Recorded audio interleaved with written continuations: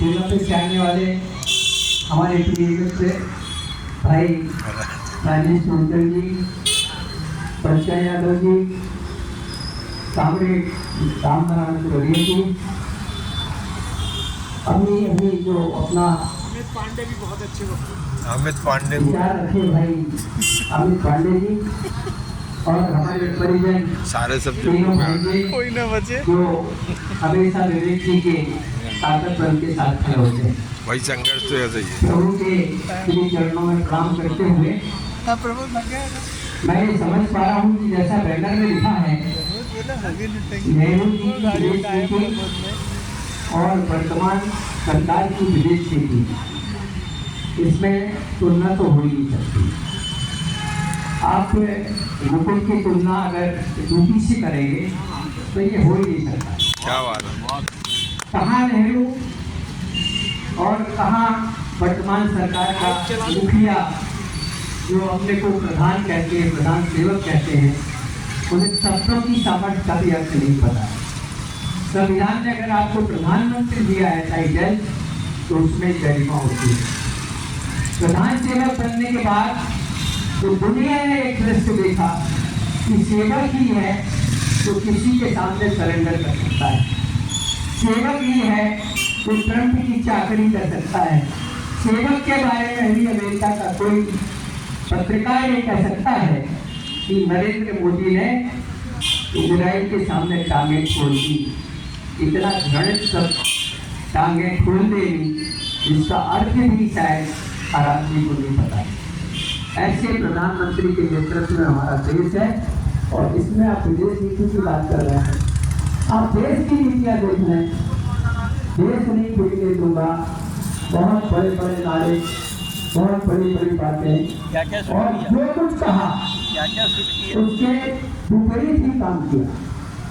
जिस देश से प्रधानमंत्री बने सबसे पहले उन्होंने जो बड़े उद्योगपति अदानी और अंबानी थे वो सिर्फ 10-12 लोगों के हाथों में उनके सीए पीए उनकी योजनाएं जो बना के लेके आते थे वो सदन से पास होती थी।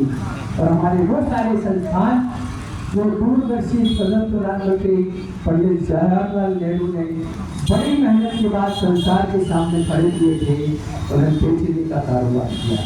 ये अंतरिक्ष नीति है।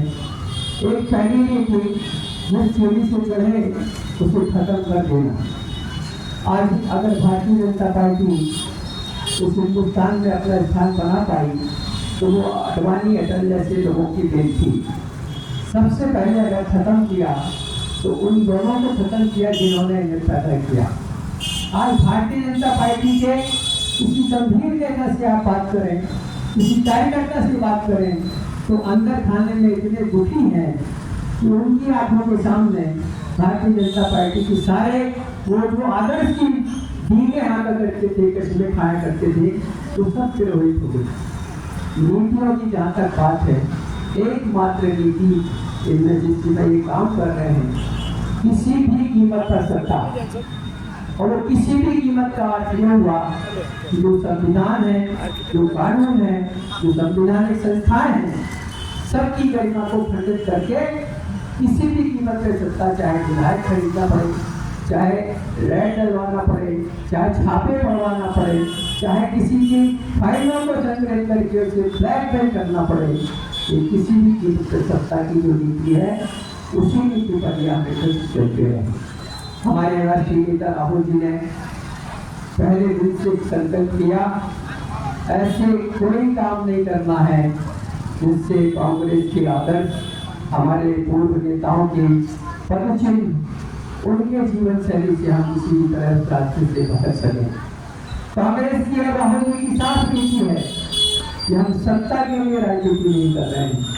जब पदयात्रा पर निकले तो पहले के हफ्ते में पूरी मीडिया ने और पूरी भाजपा ने माहौल बनाने की कोशिश की कि राहुल ज़्यादा से ज़्यादा 8 दिन में घर वापस हो जाएंगे। पर उस दृढ़ इच्छा शक्ति के बहादुर जाबाज राहुल गांधी ने पूरी यात्रा मुस्कुराते हुए जिन विपरीत परिस्थितियों में पूरी की तो घर घर एक एक हिंदुस्तानी के दिलों में अपनी जगह बनाई और सत्य के साथ जो सबसे बड़ी उनकी ताकत है कि सत्ता मोहन को त्याग कर जन सेवा को अपना संकल्प बनाना। आज जब कोई भी उनसे मिलता है तो उसके चेहरे में ऊर्जा चौपाल को बैनर भी ऐसे की छोटी सी नीतियों की जो दुर्दशा है चौपाले जब हम बैनर बड़ो बना कर चुके हैं, इजराइल के सामने टांगे खुल चुके हैं और ईरान जो हमारा परम मित्र था, जो हमेशा हमारे मुसीबत में था, हम उसे छोड़ चुके हैं। जब रसिया जो हर मुसीबत में हमारे साथ रहा है, हम उसे छोड़ चुके हैं। तो भारत की विदेशी नीति की क्या कहानी आप कहेंगी, क्या कल्पना कर सकते हैं? एक सदन में खड़े होकर कहता है कि हिंदुस्तान में किसी चीज की कोई कमी नहीं। प्रधानमंत्री बयान देते हैं कि हमें कोरोना की तरह एकजुट होकर इस आने वाले संकट को सामना करना पड़ेगा। और उनके फिर में ये नेता ये कहते हैं कि कहीं कोई संकट नहीं। दादा मैं सवेरे 5 बजे जब अपनी बिटिया को लेने स्टेशन जा रहा था, मैंने एक गैस एजेंसी के सामने जब लाइन देखी, मुझे दिख गया कि कितनी दुर्दशा होने वाली है आने वाले समय में। हमारे बुधवार के झंडा बंधन के दिन हम साथियों ने चाय की तलाश की रांची में, करीब 8 दुकानों में जाके चाय पूछा तो सभी ने एक बात कही कि भैया गैस की उपलब्धता नहीं है, आपको चाय नहीं पिला सकते। फिर ये वीडियो हमारे मीडिया के माध्यम से जब कलेक्टर के पास पहुंचा तो LID के एक सज्जन का फोन आया कि तिवारी जी आपकी कौन सी गैस की एजेंसी? राकेश सिंह होगा। नहीं लेडी बैठी समस्या सिर्फ तिवारी जी की नहीं, तिवारी जी को चाय नहीं पिएंगे तो चल जाए, पर जबलपुर शहर के वो छोटे छोटे व्यापारी, वो महिलाएं जो सवेरे 5 बजे से अगर गैस की लाइन में लगी हैं तो कलेक्टर साहब से कहें कि उनके लिए कुछ करें। सब तरफ से इस शहर में जो दुर्दशा दिख रही है, यही दुर्दशा लगभग हिंदुस्तान के हर शहर में। गांव में जो लोग लकड़ी जलाना छोड़ चुके थे, वो फिर से अब हमारे खेत में लकड़ी बनवाने के लिए आने लगे।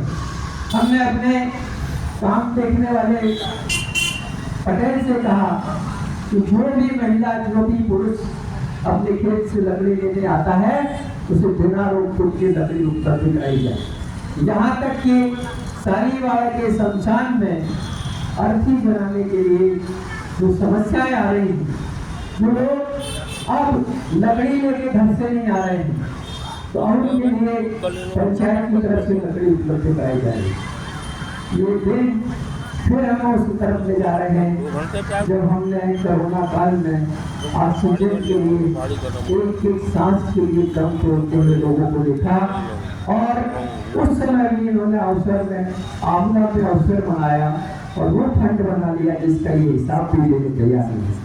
शमशान में अर्थियों की लाइन लगी थी, बहुत दूर तक बड़े बड़े शहरों में, जबलपुर में इस तक की अप्रोच लगाई गई कि भैया हमें मंडी मराठी के अंदर अपने परिजन का अंतिम संस्कार करने की अनुमति दिलवा दें। ऐसे सीन हम देख चुके हैं, पर हमारी याददाश्त, हम देशवासियों के साथ जो घृणित काम हो रहा है, नफरत भर देने का, हर हफ्ते नए मुद्दे पैदा कर देने का, मीडिया जो है ही नहीं मीडिया, इन धन पशुओं की खरीदी हुई वो संस्थान, वो भाई लोग जो मेकअप करके 5-5 हजार का रोज टीवी की स्क्रीन में देखती हैं, गला फाड़ फाड़ के नरेंद्र दामोदर के पक्ष में माहौल बनाने की कोशिश करती है।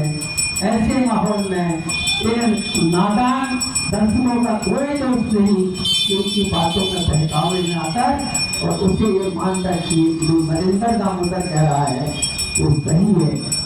बहुत सबकी जरूरत है। विवेक अवस्थी जी, आप इस चौराहे पे ये काम कर रहे हैं, गली गली चौराहे इस तरह की बातें होनी चाहिए, और कोई सुने ना सुने, आप भूल जाइए कि कितने लोग हैं, आप भूल जाइए कि हमें क्या रिस्पॉन्स मिल रहा है, हम अपना कर्म करें, परिणाम जनता देती है। और जनता देगी।